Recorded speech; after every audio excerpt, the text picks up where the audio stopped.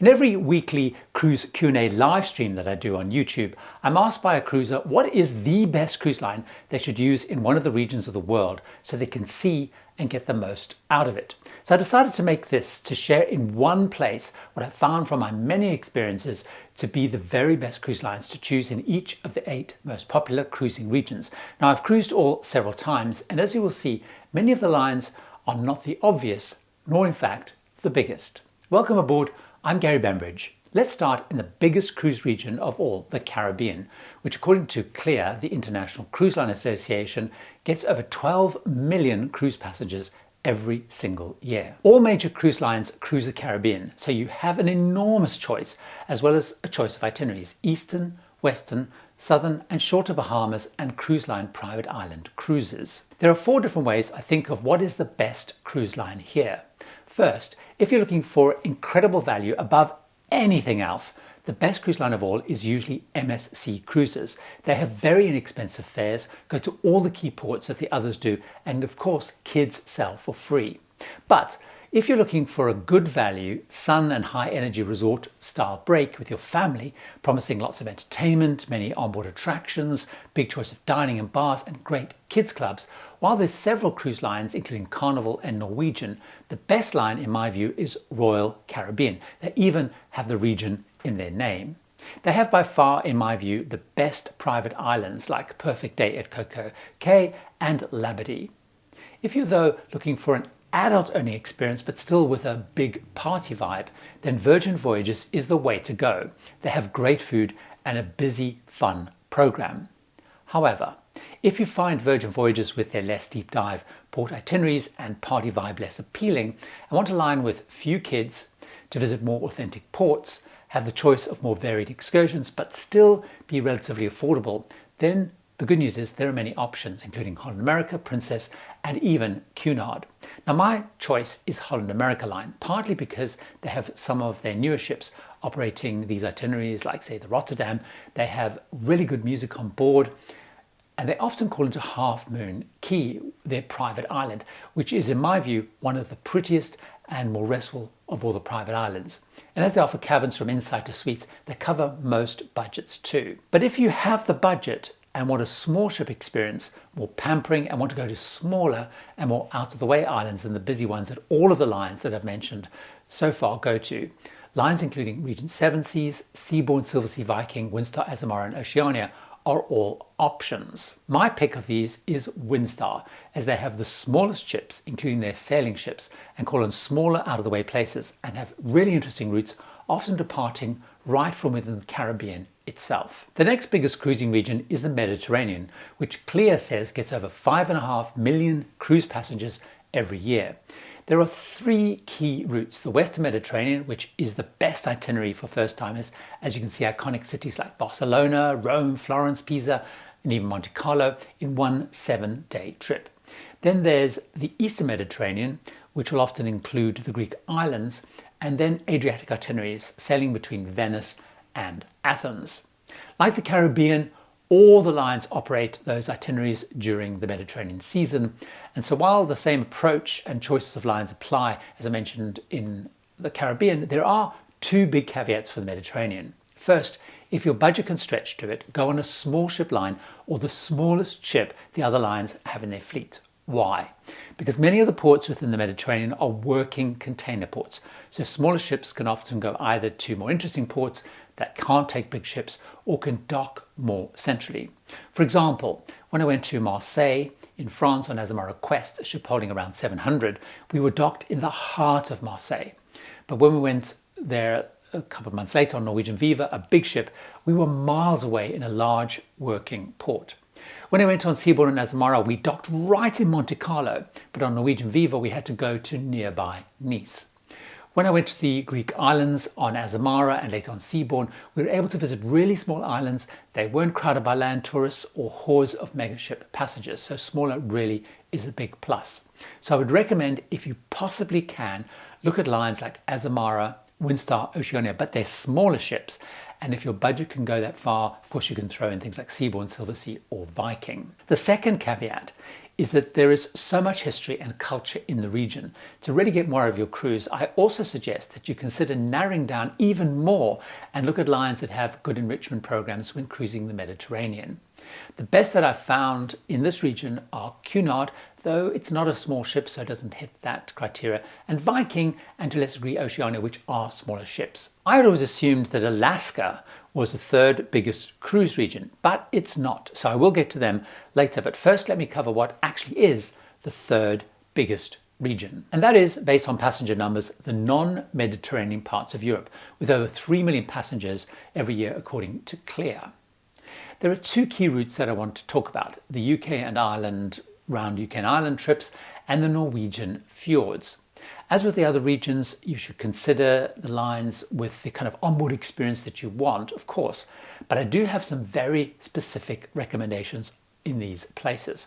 For around the UK and Ireland trip, for non-UK travelers, I actually recommend you consider Princess and Celebrity, because they base ships there out of Southampton, and they have been for many, many years, so they know the region really well. They do some great itineraries and offer a range of pricing, because of course they offer inside cabins through to suites, and they do offer a more familiar US international mix and program.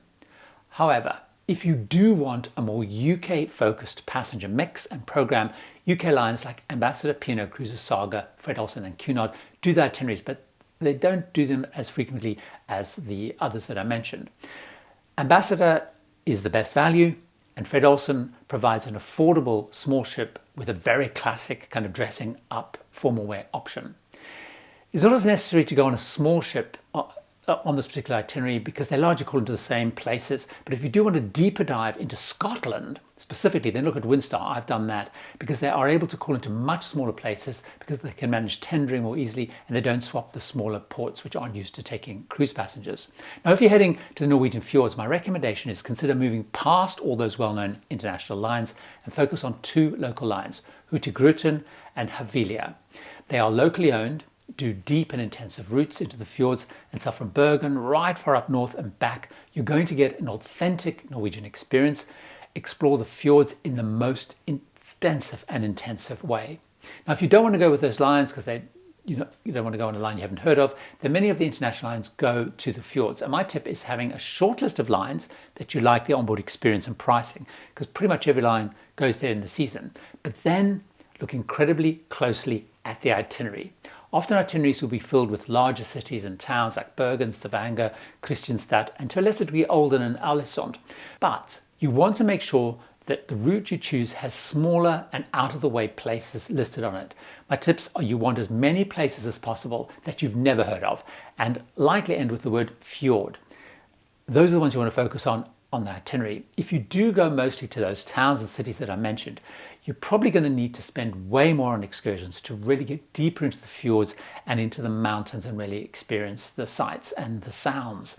Unfortunately, that does mean that the smaller ship lines like Windstar, Azamara, Viking, Fred Olsen, Oceania and Saga that I've mentioned tend to do well on that, but of course they may be out of your budget. So if you're looking at one of those bigger lines, then try and see, first of all, what the routes are. So for example, I went on Cunard Queen Elizabeth, not on the Queen Mary 2 options to the fjords, because Queen Elizabeth is a much smaller ship and had more remote places on the itinerary. Now it's time to look at the fourth biggest region, and that is not Alaska yet. The fourth biggest cruising itinerary, in fact, is Asia, with, according to Clear, over 2.6 million passengers a year.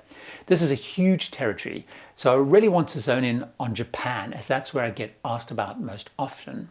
If you're looking at cruising Japan, there are some great options, the most affordable being Holland America, Princess and Celebrity. Those three cruise lines base themselves in Tokyo throughout the season.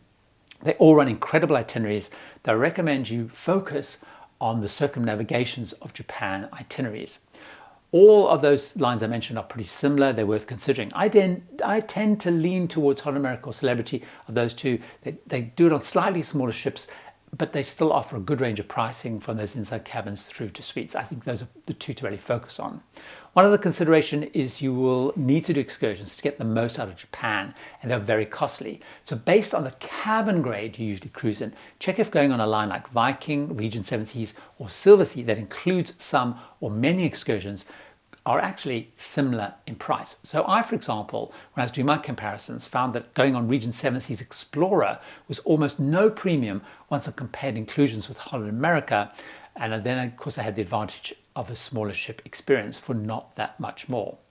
Now to Alaska, which is actually the 5th most popular cruise region based on passenger numbers, with 1.7 million of them annually, according to Clear. There are two key routes for Alaska cruises: the Inside Passage, which departs to and from either Vancouver or Seattle and calls on cities like Ketchikan, Skagway and Juneau. Then there's the one-way trips, mostly between Seward or Whittier and Vancouver. As a first-timer, the Inside Passage is the usual and probably the best choice. Like in the Caribbean and the Mediterranean, most lines cruise in Alaska during the relatively short season, and so you could go there on the line that best meets your kind of desired onboard experience. Even Virgin Voyages are heading Alaska way. But for me, when it comes to choosing a cruise line for Alaska, there is one key consideration that trumps everything and reduces the choice to just 6 lines, because I strongly recommend you go on a line that goes into Glacier Bay, certainly if it's your first trip to Alaska. Glacier Bay is magnificent and has a massive restriction because the park authorities only allow 2 cruise ships in per day, and there's also quotas on how often a line can go into. Currently, there's only 6 cruise lines authorized to operate in Glacier Bay: Princess Cruises, Holland America, Norwegian, Seabourn, Cunard and Viking. So my strong advice is to focus on one of those lines. I tend to recommend Holland America as it's the line that's been cruising Alaska longest, or in fact Princess Cruises, which has been there the second longest. They know the region incredibly well, but they also in most ports get the best docking locations and various other kind of priority. Both, by the way, will have lots of kids and family groups on that. You won't find lots of kids and families in other regions, but you will if you go on them in Alaska. However, if you don't want to go to the iconic and well-known ports in Alaska, you can also go on more expedition basis. And then I would recommend Hurtigruten or the small US-based line Uncruise. These don't go to the main ports and they'll go way more remote with a much bigger focus on wildlife.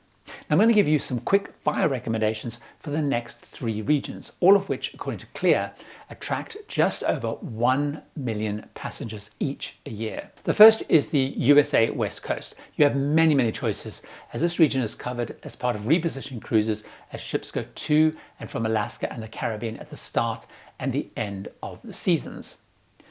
They tend to go to the same ports like Cabo San Lucas, Puerto Vallarta, Mazatlan, San Diego, San Francisco and or Long Beach. However, some cruise lines are basing their ships there for seasons like Princess, Holland America and Carnival. I would look at those because they offer the most choice of itineraries, timings, so they are way more flexible for you.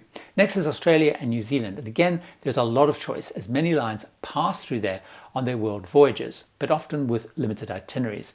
But your favorite line likely goes there, so that is the starting point. But to get way more choice of itineraries and timing, I would focus on lines that base there for some of the year or year round. If you're looking to do a total circumnavigation of Australia, there's actually not many options. And the 2 best itineraries that I've found are on Holland America. They're not all and every year, but certainly on Viking at the beginning and end of the season. If you're looking to do New Zealand, for me, one of the strongest lines to look at is Celebrity out of Sydney. They're based an Edge-class ship there, which runs during the season. If you want to go more local, P&O Australia is actually being absorbed into the local Carnival and has some really good family-focused options. But other lines are also based there, like Royal Caribbean. The 8th biggest region, and one of my favorites, is the Panama Canal and South America. You can get many Panama Canal options because, again, as lines move ships to and from the Caribbean and Alaska, and when ships are going on their world voyages, they pass through the Panama Canal. So all of them do this route well, but there's one overriding factor, even more important than the line in many ways, and that's making sure you're booked on a Panamax ship. A Panamax ship is a ship designed to go through the old and original canal. Newer mainstream ships like the Queen Mary 2, the Queen Anne, New Statendam, Norwegian Bliss, Celebrity Edge Class, and so on are too big and are known as Neo Panamax size, and they can only use the new canal. I believe that to truly experience the wonder of the Panama Canal, you need to go through the old canal. So whilst you may be attracted to these fancy new ships, many of them are not Panamax size. So focus on some of the smaller, older ships in a line's fleet or on lines with smaller ships. For example, I've been through on Vista class ships, Cunard Queen Victoria and Holland America Zaidam. So they're a little bit older ships, but they are Panamax size.